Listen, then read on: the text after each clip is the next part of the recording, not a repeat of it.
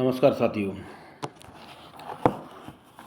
मैं सुनील सर अपने YouTube channel जी coaching point free coaching में सुनील सर मैं आपका सभी का स्वागत करता हूं। साथियों, आज हम बात करने वाले हैं Uttar Pradesh special series part 1। साथियों, कुछ साथियों ने ऐसा आग्रह भी किया था कि सर उत्तर प्रदेश की जो उत्तर प्रदेश से संबंधित यूपी का जो जीके या जीएस है उससे रिलेटेड, यूपी से रिलेटेड हिस्ट्री है, ज्योग्राफी है या अन्य एनवायरमेंटल है या आपकी कला संस्कृत आर्ट एंड कल्चर्स है, उससे संबंधित है क्वेश्चन। थोड़ा सा आप इसकी सीरीज लेके आइए। तो हमने शुरुआत कर दी है आपके लिए उत्तर प्रदेश की स्पेशल सीरीज। सबसे पहले इसमें हिस्ट्री से संबंधित, यूपी की हिस्ट्री से संबंधित क्वेश्चन करेंगे। उसके बाद अलग अलग पार्ट में अलग अलग इसके चरण आगे बढ़ाते चले जाएंगे। चलिए साथियों, शुरू करते हैं पहले प्रश्न की तरफ। पहला प्रश्न है इसका, बौद्ध धर्म का पालना किस राज्य को कहा जाता है? बौद्ध धर्म का पालना किस राज्य को कहा जाता है? ऑप्शन आपके सामने, A Uttar Pradesh, B Bihar, C Paschim Bangal and D Orissa. साथियों, इसका राइट आंसर है आपका उत्तर प्रदेश।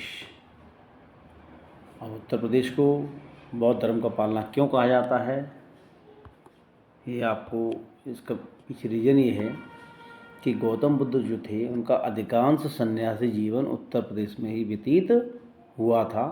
इसी कारण उत्तर प्रदेश को बौद्ध धर्म का पालना कहते हैं। चलते हैं अगले प्रश्न की ओर।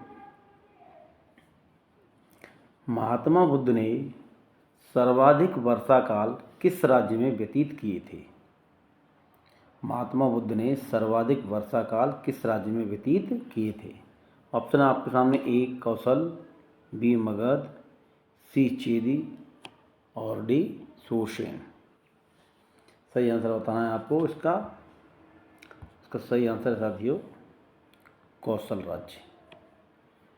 महात्मा बुद्ध ने वर्षा काल सर्वाधिक कौशल राज्य में व्यतीत किए थे। वर्षा काल क्या होता साथियों? तो 4 वर्ष का चतुर्मास होता है।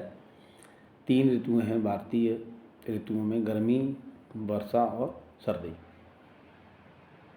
तो ये वर्षा काल का 4 माह का काल था। तो उस समय बारिश बहुत होती थी, नदियों में जल की मात्रा बहुत अधिक होती थी, बाढ़ जैसी स्थिति रहती थी और आज की तरह पुल वगैरह भी नहीं थी। तो उस समय 4 माह जो वर्षा ऋतु की काल है उसको यात्रा के लिए निषिद्ध माना गया था। तो वर्षा काल से पहले जो जहाँ होता था तो 4 माह वहीं व्यतीत करता था। रामायण में भी आपने देखा होगा कि जब वर्षा काल शुरू हो गया तो किष्किंधा के बाहर एक गुफा में ही भगवान राम ने 4 माह व्यतीत किए थे।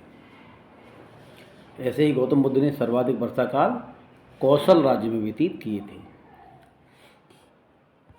चलते हैं साथियों अगले प्रश्न की ओर। अगला प्रश्न है, 16 महाजनपद, प्राचीन काल में कितने महाजनपद थे? 16। तो उन 16 महाजनपदों में कितने महाजनपद आधुनिक उत्तर प्रदेश में स्थित थे? आधुनिक उत्तर प्रदेश में कितने महाजनपद स्थित थे? विकल्प आपके सामने, ए 10, बी 5, सी 8 और डी 6। तो साथ ही इसका राइट आंसर है आपका 8 महाजनपद थे। राइट आंसर सी है, 8 महाजनपद थे। कौन कौन से? कुरु, पांचाल, काशी, कौशल, सूरसेन, चेद, वत्स और मल्ल। इनका कुछ न कुछ हिस्सा या तो संपूर्ण या कुछ हिस्सा उत्तर प्रदेश में रहा है। चलते हैं साथियों अगले प्रश्न की ओर। वही प्रश्न उसी से रिलेटेड आ गया आपका। निम्नलिखित में से कौन सा महाजनपद वर्तमान उत्तर प्रदेश में स्थित नहीं था? अभी आपको हमने बताए थे, अगर ध्यान से सुना होगा तो आप बता सकते हैं। विकल्प आपके सामने, ए कुरु, बी पंचाल, सी कौशल और डी कंधार। कुरु, पांचाल, कौशल और कंधार 16 महाजनपद। यदि आपको नहीं पता है तो इससे रिलेटेड मैंने एक लेक्चर तैयार किया है, मैं उसका लिंक इसके डिस्क्रिप्शन में डाल दूंगा, आप लोग उसको वहाँ से पढ़ सकते हैं। तो इससे क्या होगा, यदि आप उस क्लास को डिटेल में देखेंगे तो आप से 16 महाजनपद से संबंधित कोई प्रश्न नहीं छूटेगा। अभी हमने आपको बताया कुरु, जो महाजनपद है वो उत्तर प्रदेश में स्थित था। पंचाल भी स्थित था, कौशल भी स्थित था, लेकिन कंधार स्थित नहीं था। चलते हैं साथियों अगले प्रश्न की ओर। उत्तर प्रदेश के किस स्थान से ताम्रपाषाण कालीन संस्कृति के साक्ष्य प्राप्त हुए हैं? किस स्थान से ताम्रपाषाण कालीन संस्कृति के साक्ष्य प्राप्त हुए हैं? विकल्प आपके सामने ए मुरादाबाद, बी मेरठ, सी बरेली और डी कुशीनगर। ताम्रपाषाण कालीन, ये याद रखना आपको, कौन सा ताम्रपाषाण कालीन है। साथ इसका राइट आंसर है आपका विकल्प नंबर बी मेरठ। मेरठ और सहारनपुर दो ऐसे स्थान हैं आधुनिक काल में जहाँ से आपको ताम्रपाषाण कालीन संस्कृति के साक्ष्य उत्तर प्रदेश में प्राप्त हुए हैं। चलते हैं अगले प्रश्न की ओर। नवीनतम खोजों के आधार पर भारतीय उपमहाद्वीप में प्राचीनतम कृषि साक्ष्य वाला उत्तर प्रदेश स्थल है जो वो उत्तर प्रदेश के किस जिले में स्थित है? आपको ये बताना है। नवीनतम खोजों के आधार पर भारतीय उपमहाद्वीप में प्राचीनतम कृषि साक्ष्य वाला स्थल उत्तर प्रदेश के किस जिले में स्थित है?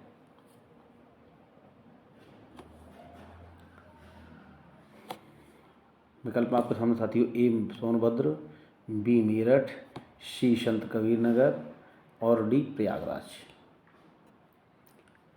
अब इसका राइट आंसर है आपका संत कबीर नगर। विकल्प नंबर सी संत कबीर नगर। संत कबीर नगर में एक स्थान है लाहौरा देव। लाहौरा देव उस स्थान से जो है आपके कृषि साक्ष्य वाला स्थल है जहाँ से प्राचीनतम कृषि के साक्ष्य प्राप्त हुए हैं लाहौरा देव से। और ये कहाँ पर स्थित है? यह है आपका संत कबीर नगर जिले में। चलते अगले प्रश्न की ओर। गौतम बुद्ध को महापरिनिर्वाण की प्राप्ति किस स्थान पर हुई थी? गौतम बुद्ध को महापरिनिर्वाण की प्राप्ति किस स्थान पर हुई थी आपको बताना है। विकल्प है आपके सामने ए संत कबीर नगर, बी कुशीनगर, सी प्रयागराज और डी सारनाथ। तो राइट आंसर साथियों करिए। इसका राइट आंसर आपका Kushinagar, option number B Kushinagar. यहाँ पे एक स्थान था पावा नामक स्थान, वहाँ पर बुद्ध को महापरिनिर्वाण की प्राप्ति हुई। चलते हैं अगले प्रश्न की ओर। सुक्तिमती किस महाजनपद की राजधानी थी? फिर वही महाजनपद से रिलेटेड प्रश्न, तो उसका मैं लिख कर आपको दे दूंगा 16 महाजनपद का, जो मैंने एक क्लास लिया है। आप उसको देख लेंगे तो इससे संबंधित सारे प्रश्न कर लेंगे। और आपके लिए यदि आप उत्तर प्रदेश से संबंधित कोई भी परीक्षा दे रहे हैं जो यूपी स्टेट की रिलेटेड है, तो आपके लिए ये यूपी का हिस्ट्री और यूपी से संबंधित कितने महाजनपद थे, उनकी राजधानी कहाँ कहाँ है, वो आपको सारे याद होना चाहिए, क्योंकि इससे प्रश्न अक्सर देखने को मिलता है परीक्षा में।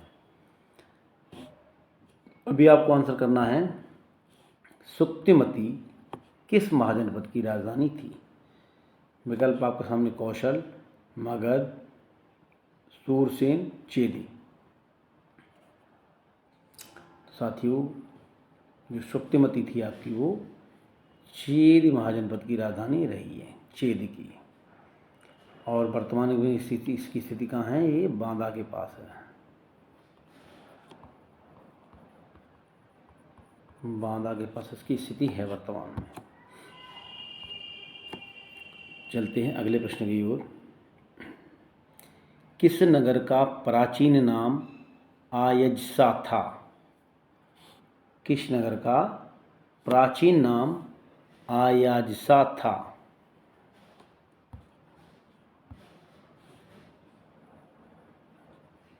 विकल्प आपके सामने मथुरा, अयोध्या, काशी और कुशीनगर।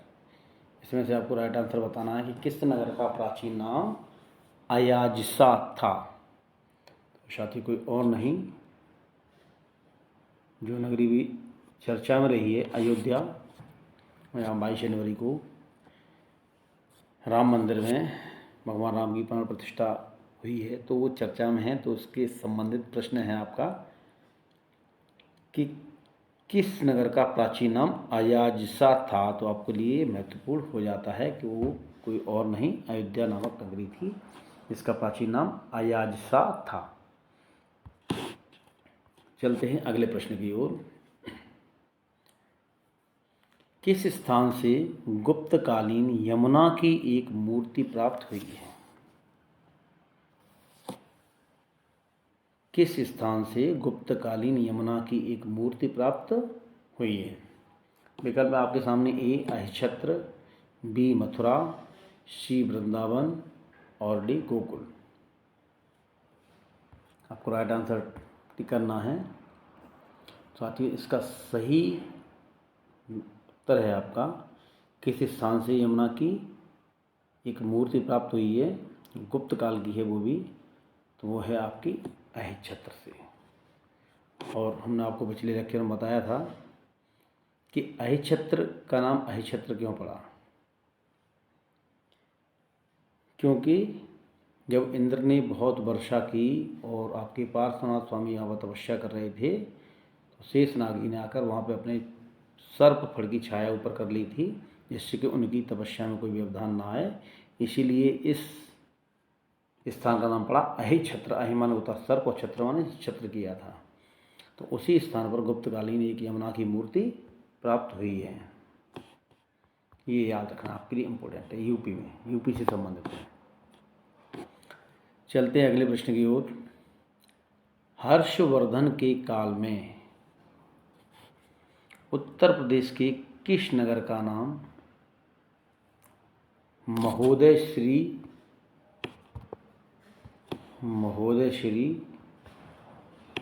या महोदय नगर हुआ करता था? किस नगर का नाम महोदय श्री अथवा महोदय नगर हुआ करता था?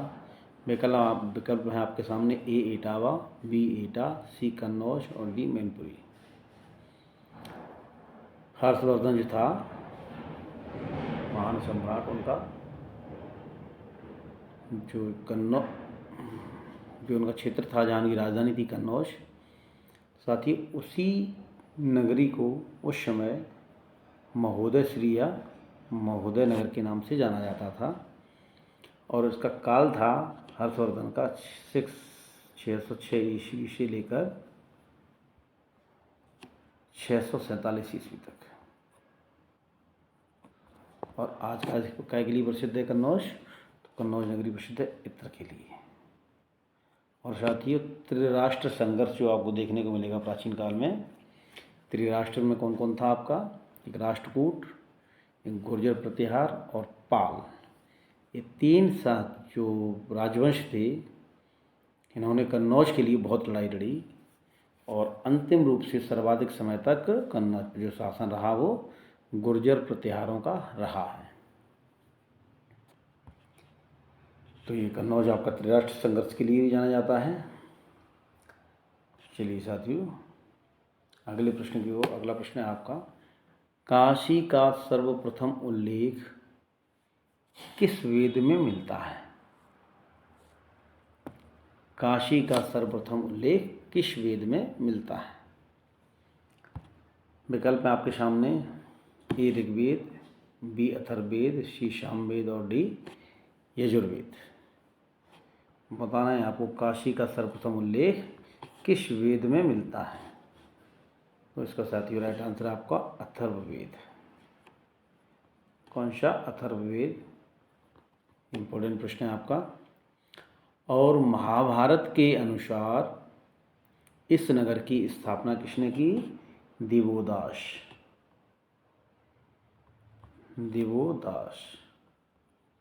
एक राजा हुए हैं, उन्होंने ही इस काशी नामक नगर की स्थापना की है, ऐसा महाभारत से ज्ञात होता है।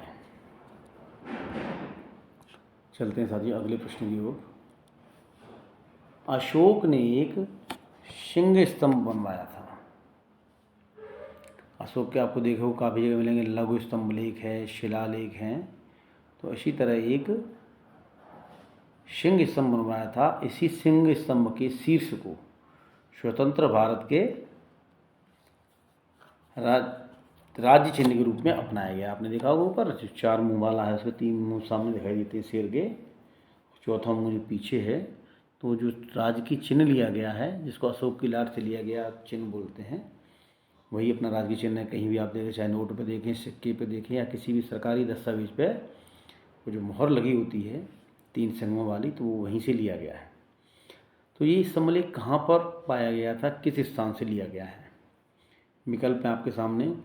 ए प्रयागराज, बी बनारस, सी सारनाथ और डी लुम्बिनी। साथ ही इसका राइट आंसर आपका सारनाथ। सारनाथ में एक स्तंभ बनवाया था, उसके शीर्ष पर ये सिंह का जो चिन्ह है आपको वो प्राप्त हुआ था। और उसी को आज भी अगर आप जाएंगे तो जो सारनाथ में संग्रहालय है, वहाँ पर आपको ये देखने को मिल जाएगा। इसके ऊपर छत्र भी था और मैंने इसको देखा है। तो छत्र खंडित है, खंडित अवस्था में है, लेकिन वो सिंह का जो आपको चारों तरफ वाला आप घूम के देखेंगे तो चारों तरफ से एक जैसा ही दिखाई देता है। लेकिन जब उसका फोटो लिया जाता है तो सामने से 3 सिंह दिखाई देते हैं, जबकि चौथे सिंह का मुँह पीछे की तरफ है। तो ये आज भी अगर आप कभी घूमने जाएँ बनारस, तो उसी के पास में सारनाथ नामक स्थान है और वहाँ पर एक संग्रहालय है। उस संग्रहालय में ये स्थित है। आज भी आपको ये वास्तविक स्वरूप में देखने को मिल जाएगा। चलते हैं साथियों अगले प्रश्न की ओर। अगला प्रश्न है आपका, राजा 1670 ईस्वी में औरंगजेब ने वीर सिंह बुंदेला द्वारा निर्मित एक कृष्ण मंदिर को नष्ट करवाया था। यह किस स्थान पर स्थित है? साथियों ये जो है औरंगजेब मुगल शासक था, ये मंदिरों को तोड़ने के लिए ही जाना जाता है। तो इसने जो है काफ़ी जगह पर मंदिरों की तोड़ फोड़ इसने कराई थी। तो आपको बताना ये है कि 1670 ईस्वी में औरंगजेब ने वीर सिंह बुंदेला द्वारा निर्मित एक कृष्ण मंदिर को नष्ट कराया था। तो वह इस मंदिर किस स्थान पर है? विकल्प आपके सामने। ए मथुरा, बी वृंदावन और सी आपका आगरा, डी फतेहपुर सीकरी।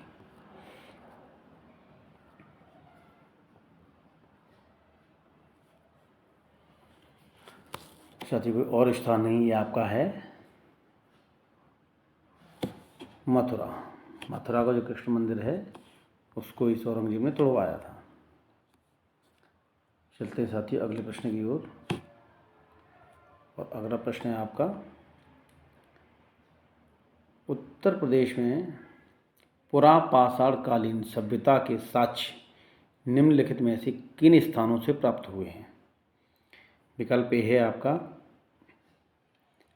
इलाहाबाद की बेलन घाटी नामक स्थान, बी सोनभद्र की सिंगरौली नामक स्थान, सी चंदौली की चकिया नामक स्थान और डी उपरोक्त सभी।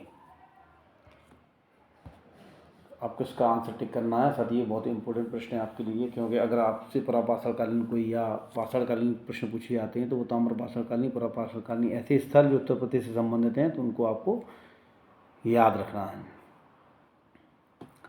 साथ ही उसका राइट आंसर है आपका डी उपरोक्त सभी। उपरोक्त सभी जो स्थल हैं वह आपके पुरापाषाणकालीन सभ्यता के साक्ष्य निशान प्राप्त हुए हैं, जो उत्तर प्रदेश में स्थित है। इलाहाबाद की बेलन घाटी, सिंगरौली, सोनभद्र का सिंगरौली घाटी और चंदौली की चकिया नामक स्थान, यहाँ से तीनों स्थानों से ही हमें पुरापाषाणकालीन सभ्यता के साक्ष्य प्राप्त हुए हैं। चलते हैं साथी अगले प्रश्न की ओर। अगला प्रश्न है आपका,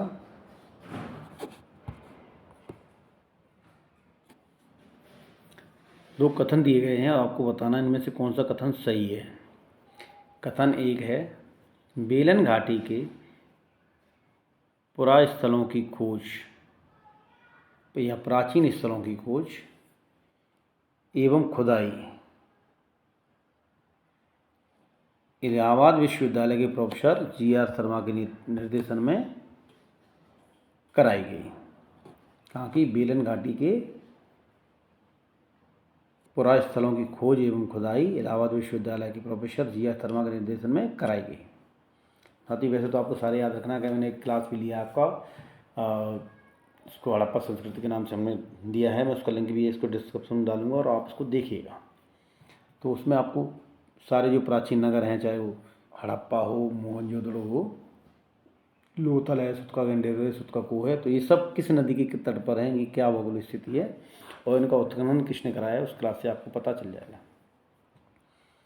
लेकिन यहाँ पर हम उत्तर प्रदेश की बात कर रहे हैं, तो उत्तर प्रदेश से संबंधित स्थल है आपका बेलन घाटी। और ये बेलन घाटी जो स्थल है ये कहाँ पर है? ये इलाहाबाद के पास में है। और इसकी खोज इसकी खुदाई किसने कराई? ये वाला पहला कथन है आपका कि इसकी खुदाई प्रोफेसर जी.आर. शर्मा के निर्देशन में हुई। अगर आपको पता है तो आप बताएंगे ये कथन सही है गलत है। दूसरा कथन है आपका, बेलन घाटी के एक स्थान है लोहदा नाला। कौन सा स्थान है? लोहदा नाला नामक पुरा स्थल से पाषाण उपकरणों के साथ साथ एक अस्थि निर्मित मातृ देवी की प्रतिमा, कैसे हड्डी की बनी हुई अस्थि निर्मित मातृ देवी की प्रतिमा प्राप्त हुई है। तो आपको इसका सही आंसर बताना है। तो विकल्प आपके सामने ए केवल कथन 1 सही है, बी केवल कथन 2 सही है, सी दोनों कथन सही है और डी दोनों कथन गलत है। साथ ही इसका राइट आंसर है आपका दोनों कथन सही हैं, सी। तो इससे काफ़ी प्रश्न आपके बन जाते हैं अपने आप ही कथनों से कि इसका जो आप बता सकते हैं कि इलाहाबाद में जो बेलन घाटी है उसका उत्खनन किसने कराया, खोज और खुदाई। तो आपको बताना है कि प्रोफेसर जी.आर. शर्मा। ये भी अपने आप एक प्रश्न बन गया। दूसरा प्रश्न है कि इससे बनता है कि एक अस्थि निर्मित मातृ देवी की प्रतिमा कहाँ से प्राप्त हुई? तो आप बताएंगे बेलन घाटी से प्राप्त हुई। किस स्थान से प्राप्त हुई? तो लोहदा नाला नामक स्थान से प्राप्त हुई है। तो एक प्रश्न के साथ काफ़ी प्रश्न आपसे संबंधित बन सकते हैं। परीक्षक कैसे भी आपसे एग्जामिनर घुमा के प्रश्न को पूछ सकता है। चलते हैं अगले प्रश्न की ओर। कुशीनगर पर किन विदेशी आक्रमणकारियों के आक्रमण के साक्ष्य प्राप्त हुए हैं? कुशीनगर पर किन विदेशी आक्रमणकारियों के आक्रमण के साक्ष्य प्राप्त हुए हैं? विकल्प आपके सामने ए अरब, बी मंगोल, सी तुर्क और डी हूण। साथ ही साक्ष्य प्राप्त हुए हैं आपके वो हूणों के कि हूणों ने कुशीनगर पर आक्रमण किया था, ऐसे साक्ष्य प्राप्त हुए। चलते हैं अगले प्रश्न की ओर। अगला प्रश्न है आपका, अशोककालीन रानी का अभिलेख किस स्थान से प्राप्त हुआ है? अशोककालीन रानी का अभिलेख किस स्थान से प्राप्त हुआ है, ये आपको बताना है। और विकल्प है आपके सामने ए कुशीनगर, बी प्रयागराज, सी लुम्बिनी और डी सारनाथ।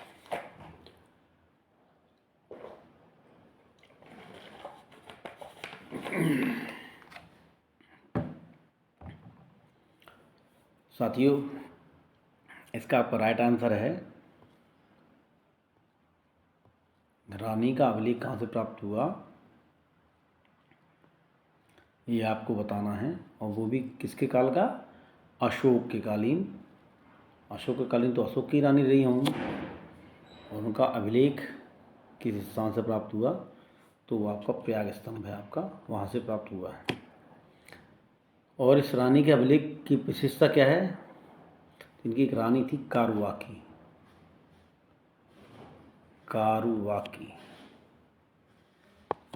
कारुवाकी नामक रानी थी। उनके द्वारा दान दिए जाने का उल्लेख किया गया है इस अभिलेख में।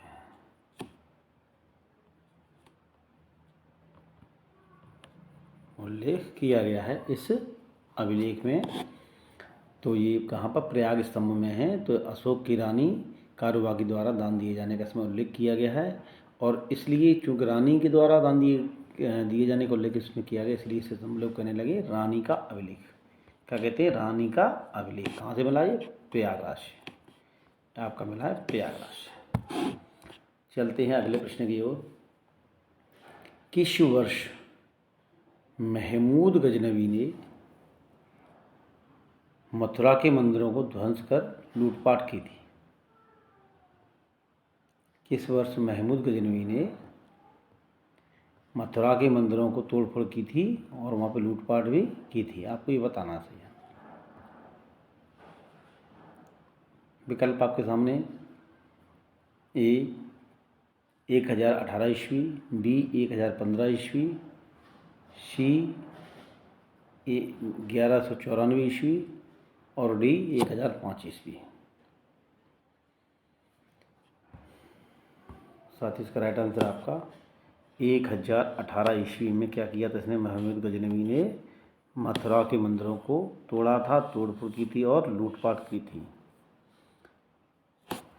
चलते हैं साथियों अगले प्रश्न की ओर। और अगला प्रश्न है आपका, किस युद्ध में मोहम्मद गौरी ने गढ़वाल नरेश जयचंद को पराजित किया था? किस युद्ध में मोहम्मद गौरी ने गढ़वाल नरेश जयचंद को पराजित किया था, ये आपको बताना है। पहले तो आपको ये बताइए कि ये जो जयचंद थे कहाँ के शासक थे आपके? तो ये आपके कन्नौज के शासक थे। कहाँ के? कन्नौज के। और इनकी और पृथ्वीराज चौहान उनकी चलती थी लड़ाई। संयोगिता के कारण पृथ्वीराज चौहान के बीच में लड़ाई चलती थी। और जब इसने आक्रमण किए तो जब पृथ्वीराज चौहान पर आक्रमण हुआ तो उन्होंने मदद नहीं की कोई, जयचंद ने। और जब पृथ्वीराज चौहान को उसने हरा दिया, पकड़ लिया, मार दिया, तो उसके बाद जो है उसने जयचंद पर भी आक्रमण किया और उनको भी पराजित किया। तो कौन सा युद्ध था आपको ये बताना है। विकल्प में आपके सामने ए बिलग्राम का युद्ध, पानीपत का युद्ध, चंदावर का युद्ध और तराइन का युद्ध। जो मोहम्मद गौरी और जयचंद के बीच में युद्ध हुआ था साथियों, वो था आपका चंदावर का युद्ध। कौन सा युद्ध था आपका? चंदावर का। ये कब हुआ था? 1194 ईस्वी में हुआ था। और इस युद्ध में जयचंद पराजित हुए और मारे गए। चलते हैं अगले प्रश्न की ओर। काशी महाजनपद की राजधानी कहाँ थी? साथियों मैं फिर बता रहा हूँ आपको, महाजनपद आपको उत्तर प्रदेश से रिलेटेड सारे याद कर रखने हैं। उनकी राजधानी कहाँ थी वो भी याद रखना, उससे संबंधित कुछ विशेष बातें हैं तो वो भी याद रखनी है। इसके लिए मैंने क्लास लिया है, उसका मैं लिंक डिस्क्रिप्शन में डाल दूंगा, आप लोग उसको देख सकते हैं। काशी महाजनपद की राजधानी कहाँ थी? विकल्प आपके सामने। ए सारनाथ, बी वाराणसी, सी राजापुर और डी अवंती। तो काशी महाजनपद की राजधानी साथी थी आपकी, बताना है आपको, बताइएगा।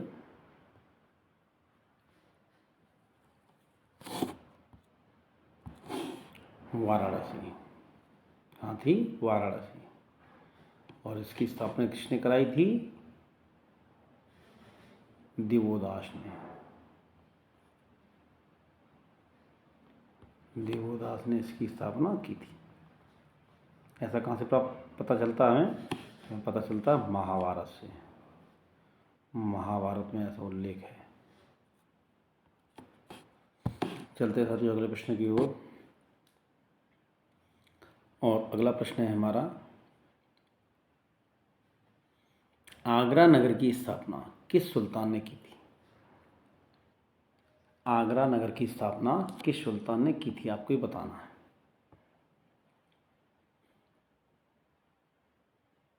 विकल्प आपके सामने। ए बलबन, बी अलाउद्दीन खिलजी, सी जलालुद्दीन खिलजी और डी सिकंदर लोदी। साथ ही इस लेक्चर में मैं आपके प्राचीन काल और मध्यकाल की यूपी से रिलेटेड जो भी हिस्ट्री है उससे संबंधित क्वेश्चन लेकर आया हूँ। और ये सीरीज पूरी आगे तक चलेगी जब तक कि यूपी से संबंधित सारे जो भी आपके विषय रहेंगे, चाहे वो इतिहास रहेगा, चाहे भूगोल रहेगा, या आपका आर्ट एंड कल्चर रहेगा, और मॉडर्न हिस्ट्री में से संबंधित जो भी क्वेश्चन होंगे वो सारे मैं आपको, या एनवायरनमेंट पर्यावरण से संबंधित या पुरातत्व स्थल, जो भी सारी चीज़ मैं इसको कवर करूँगा। तो आप इस सीरीज़ को आगे देखते रहिएगा और मैं अगले वीक फिर इससे संबंधित एक आपको ऐसे ही प्रैक्टिस सेट लेकर आऊँगा। विकल्प आपके सामने साथियों, आगरा नगर की स्थापना किसने की थी? तो विकल्प है ए अलाउद्दीन खिलजी, ए बलबन, बी अलाउद्दीन खिलजी, सी जलालुद्दीन खिलजी और D Sikandar Lodi. Right answer है साथी इसका आपका सिकंदर लोदी। और इसने कब की थी? ये लोदी वंश का शासक था 1504 ईस्वी में। 1504 ईस्वी में इसने जो है आपके आगरा नगर की स्थापना की थी। चलते हैं अगले प्रश्न की ओर। आगरा के किले, आगरा के किले की बात हो रही है, को नहीं, आगरा के किले की का निर्माण किस शासक ने करवाया था? साथियों आगरा में जो किला है वो भी लाल बलुआ पत्थर से बना है और दिल्ली में जो किला है वो भी लाल बलुआ पत्थर से बना है। इसलिए आगरा के जो स्थानीय लोग हैं जिसको आगरा का लाल किला भी कहते हैं और दिल्ली का लाल किला भी है। लेकिन आगरा के किलों को वैसे आप देखेंगे लिखित में तो आगरा का किला ही कहा जाता है, लाल किला नहीं कहा जाता। और लाल किला का जब नाम आता है तो हम दिल्ली के लाल किला का उसका तात्पर्य समझते हैं। लेकिन ये भी चूँकि लाल बलुआ पत्थर से बना है तो ये भी सेम उसकी आकृति उसी जैसी दिखता है। तो बनवाया किसने था ये हमें बताना है। विकल्प आपके सामने ए शाहजहां, बी अकबर, सी जहांगीर और डी हुमायूं। साथ ही इसका राइट आंसर है आपका आगरा के किले का निर्माण कराया था आपके अकबर ने। किसने? अकबर ने। और दिल्ली के किले का निर्माण किसने कराया था? ये कराया था आपके शाहजहां ने। दिल्ली का लाल किला जिसके प्राचीर से खड़े होकर राष्ट्रीय पर्व पर हमारे प्रधानमंत्री झंडा फहराते हैं और भाषण देते हैं, तो वो लाल किला कौन सा है? दिल्ली का है। और जो आगरा का लाल किला है उसका निर्माण किसने कराया था? अकबर ने। चलते हैं अगले प्रश्न की ओर। 1526 ईस्वी में किस सुल्तान को हराकर बाबर ने मुगल साम्राज्य की स्थापना की थी? तो एक प्रश्न अपने आप में बना जा रहा है कि ऐसा कौन सा युद्ध हुआ था 1526 में? ये हो गया। दूसरा, मुगल साम्राज्य की स्थापना किसने की थी? तो बाबर ने की थी। दो प्रश्न इसमें मिले, प्रश्न में ही दो प्रश्न संबंध समाहित हो गए। अब विकल्प आपके सामने ए सिकंदर लोदी, बी शेरशाह सूरी, सी इब्राहिम लोदी और डी बख्तियार खिलजी। साथ ही इसका राइट आंसर है आपका बाबर ने 1526 में जो युद्ध हुआ था उसमें किसको हराया था? तो हराया था आपका इब्राहिम लोदी को। राइट आंसर इसका सी। अब ये 1526 में युद्ध कहाँ हुआ था? तो 1526 में युद्ध हुआ था आपका पानीपत का प्रथम युद्ध। पानीपत का प्रथम युद्ध हुआ था।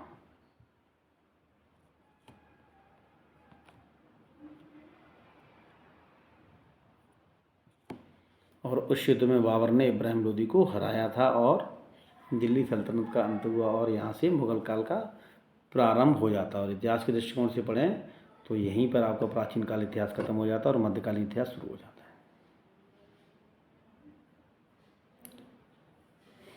लोधी गुलाम वंश भी आपका दिल्ली का, ये भी मध्यकालीन इतिहास में ही आता है। तो लेकिन जो आपके इसको दिल्ली सल्तनत कहते हैं, दिल्ली सल्तनत का अंत हो जाता है और मुगल काल का प्रारंभ हो जाता है। कब से? 1526 से। 1526 से। चलते साथियों अगले प्रश्न की ओर। आगरा की मोती मस्जिद का निर्माण किसने करवाया था?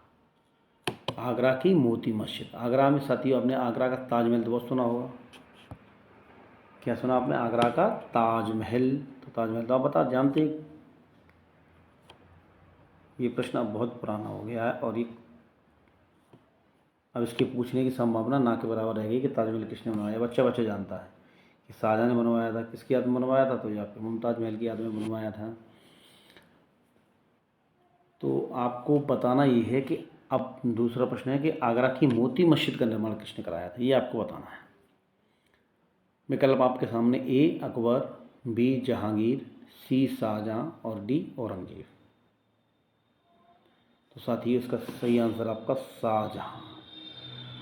शाहजहां ने ही ताजमहल का निर्माण कराया था और शाहजहां ने ही मोती मस्जिद का भी निर्माण करवाया था। चलते हैं अगले प्रश्न की ओर। आगरा में स्थित एतमादौला एतमादौला एतमादौला एतमादौला ऐसे करके लिख। चलिए, एतमादौला का मकबरा किसने बनवाया था ये आपको बताना है। विकल्प आपके सामने ए नूरजहां, बी अस्मत बेगम, सी जहांआरा और डी रोशनारा। आपको ये बताना है कि आगरा में स्थित एतमादौला का मकबरा किसने बनवाया था। तो साथियों, ये जो एतमादौला है ये नूरजहां का पिता था और इसका नाम, इसको एतमादौला की इसकी उपाधि मिली थी। इसका मकबरा, नूरजहां का पिता था तो इसका मकबरा भी नूरजहां ने ही बनवाया था। कहाँ पर? आगरा में। और काफ़ी अच्छा बना हुआ है ये। चलते हैं हम अगले प्रश्न की ओर। शेख सलीम चिश्ती की दरगाह कहाँ पर स्थित है? विकल्प आपके सामने ए आगरा, बी दिल्ली, सी फतेहपुर सीकरी और डी इलाहाबाद। किसकी शेख सलीम चिश्ती की दरगाह कहाँ पर है ये आपको बताना।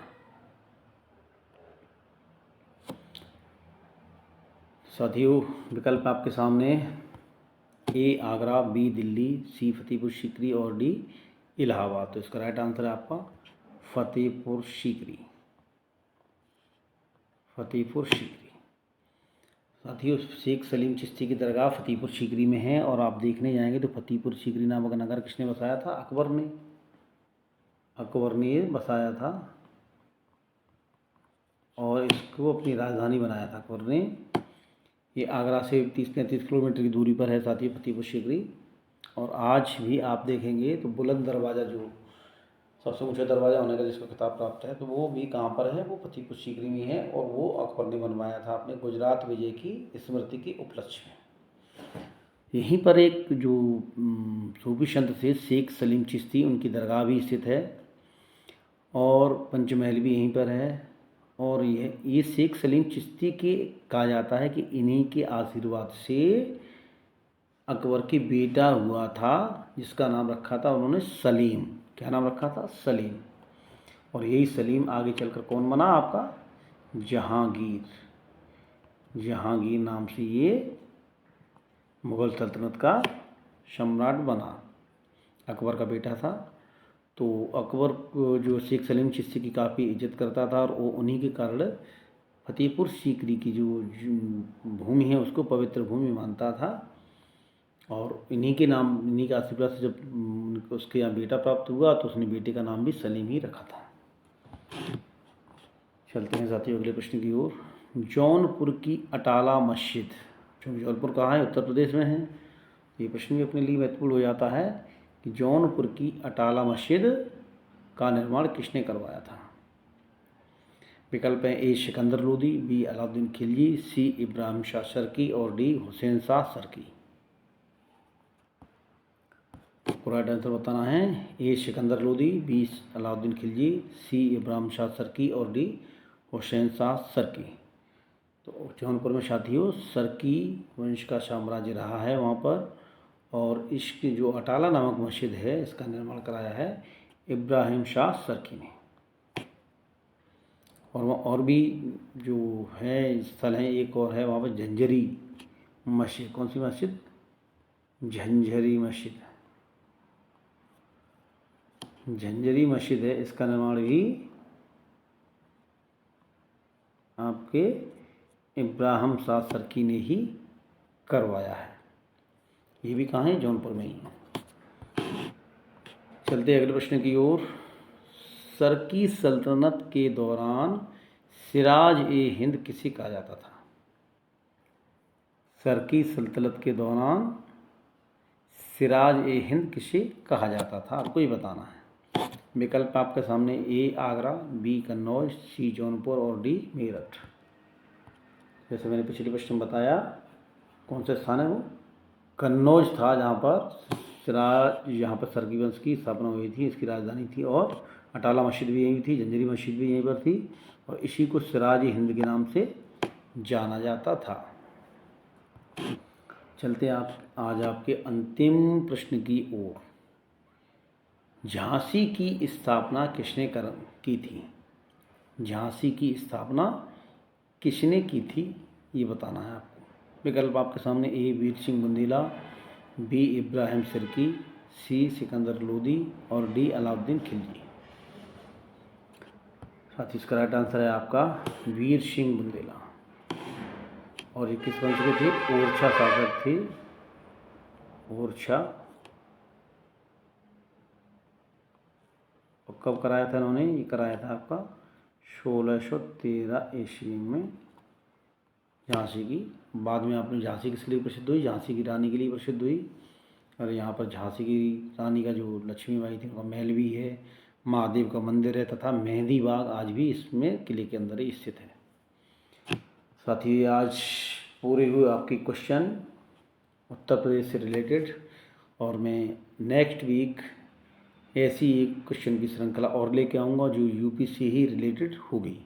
और यूपी से रिलेटेड जितने मैं क्वेश्चन अपनी सारी सीरीज में कराऊँगा प्रैक्टिस सेट में, वो आपके लिए पर्याप्त होंगे। तो साथियों, उसी के साथ thank you for watching our YouTube channel GIG coaching point. For regular updates like, share and subscribe our YouTube channel. और अपने दोस्तों के साथ ही उस चैनल को शेयर करिएगा, लाइक करिएगा। इससे हमें मोटिवेशन मिलता है, हम आपके लिए और अच्छे अच्छे प्रश्न लेकर आते रहेंगे जो परीक्षा के में आपके लिए बहुत ही इम्पोर्टेंट और बहुत ही सहयोगी होंगे। Thank you so much.